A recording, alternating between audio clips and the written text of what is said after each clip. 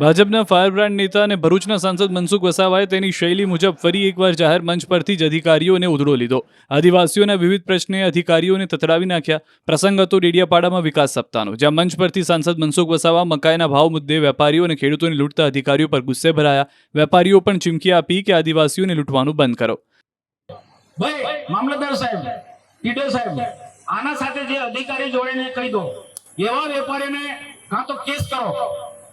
ચાલો અહીંયા આદિવાસીને છેતરવા આવ્યા છે, એ તો બંધ કરી દેવું પડે ભાઈ. તો સાંસદ મનસુખ વસાવા આટલેથી જ અટક્યા ન હતા. આદિવાસીઓના વીજ જોડાણ કાપી નાખવા મુદ્દે ગુસ્સે ભરાયેલા સાંસદે મામલતદારને કહ્યું કે તમે મામલતદાર છો તો ગામના રાજા નથી.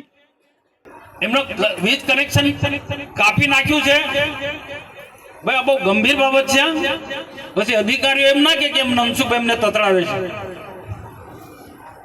જે બી હોય તો અમારો સંપર્ક કરો ભાઈ મામલતદાર સાહેબ. આ બધું નહીં ચાલે. તમે મામલતદાર થઈ કે અહીંયા તાલુકાના રાજા નથી, એટલું સમજી લેજો. કોઈ ગરીબ લોકોને રંજાડવાનું એક કોઈ સંજોગોમાં ના ચલવી લે. મામલતદાર ટીડીઓ બાદ મનસુખ વસાવાએ કલેક્ટરનો પણ ઉધડો લીધો.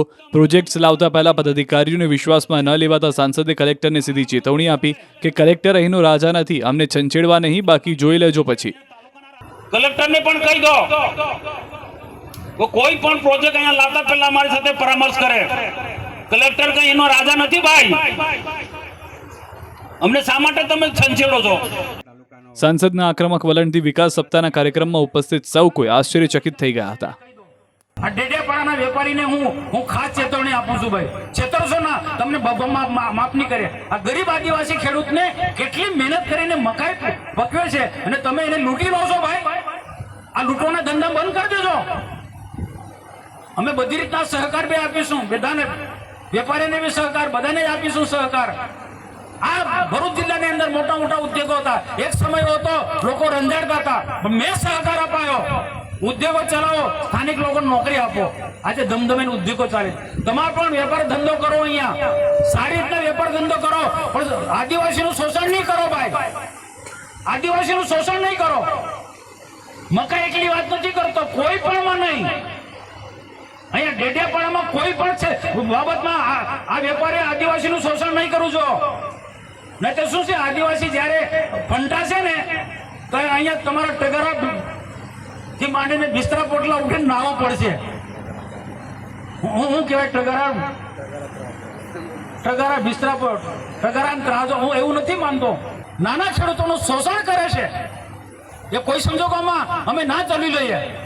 અને શંકરભાઈ બધા આપણે બધાએ આપણે ટીમ પણ બનાવો સાહેબ.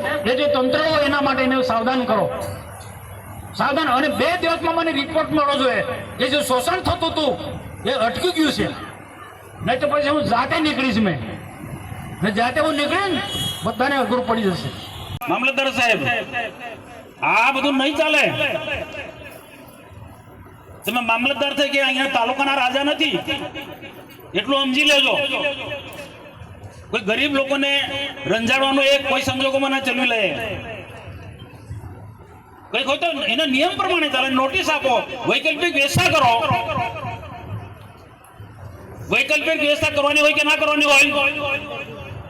ટીડીઓ શ્રી શું કહ્યું મેં? કોઈ તોડવાનું નથી.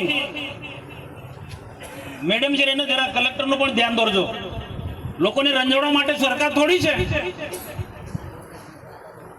હવે કોઈ પણ કર્મચારી એની માનસિકતા, સરકારનો રૂલ્સ નિયમ હોય તો ધ્યાન દોર. અમને કહો, તમે રસ્તો કાઢીશું.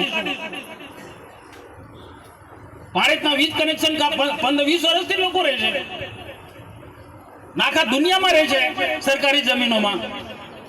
તમારે કોઈ પ્રોજેક્ટ લાવો છે મધ્યાહન ભોજન વાળો, એ પણ ખબર પડી. મધ્યાહન ભોજનનો પ્રોજેક્ટ લાવો છો, કેમ ભાઈ? મધ્યાહન ભોજનના સંચાલકો ક્યાં જવાના છે? અહીંયા એક જ સેન્ટરમાં બધું મધ્યાહન ભોજન અહીંયા બધું બનવાનું છે ને અહીંયાથી આખા તાલુકામાં બધું સપ્લાય કરવાના છે. પૂછો અહીંયા કોઈ પણ પ્રોજેક્ટ લાવતા પહેલા અહીંના સ્થાનિક આગેવાનોને પૂછો, તાલુકા પ્રમુખને નથી પૂછ્યું, અહીંયા અમને પદાધિકારીનો કોઈને પૂછ્યું નથી. કલેક્ટરને પણ કહી દો કોઈ પણ પ્રોજેક્ટ અહીંયા લાવતા પહેલા અમારી સાથે પરામર્શ કરે. કલેક્ટર કઈ એનો રાજા નથી ભાઈ, અમને શા માટે તમે છંછેડો છો? અમે વિકાસમાં માનીએ છીએ, તમારા પણ સહકારની જરૂર છે. એક હાથે તાળી નથી પડતી. વિકાસ કરવો હોય તો પદાધિકારી અને અધિકારીઓ બધે સાથે મળીને, પણ ગરીબ જનતાની આદિવાસીને રંજાડો ના હોય ને.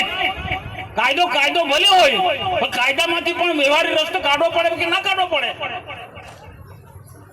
કાયદા તો છે, અમને ખબર છે, કાયદાનું પાલન અમે કરીએ છીએ, પણ આ કાયદાઓ થકી ગરીબોને આદિવાસીઓને કે રંજાડવાનું થોડું હોય.